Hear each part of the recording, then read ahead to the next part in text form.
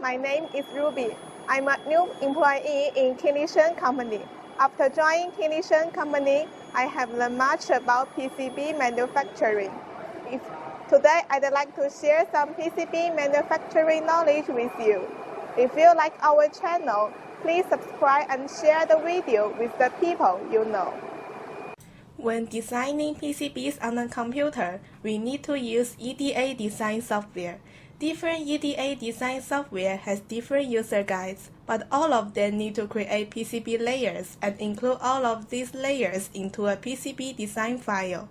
The common layers are as below: copper layer, silk screen layer, solder mask layer, solder paste layer, keep-out layer, 3D layer. Put all of these layers together, then we have our complete PCB design file. The function of each PCB layer.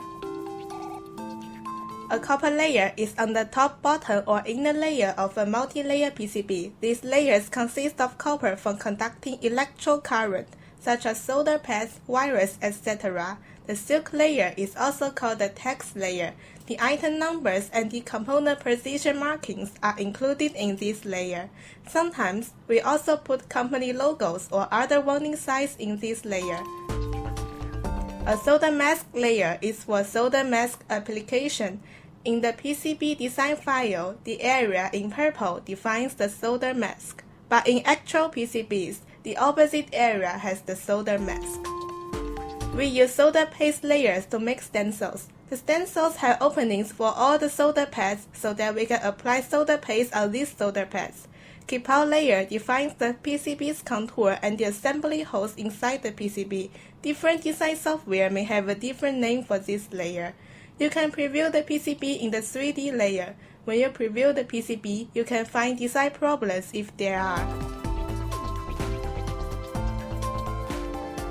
Additional information about PCB layers. In addition to the layers mentioned above, there may be other layers in other design software. You need to familiarize yourself with different design software. In the EDA software, each layer has a corresponding color to recognize the different layers easier. You can customize these colors if necessary. Once you understand the function of each layer, then you can use the software to design the PCB you need.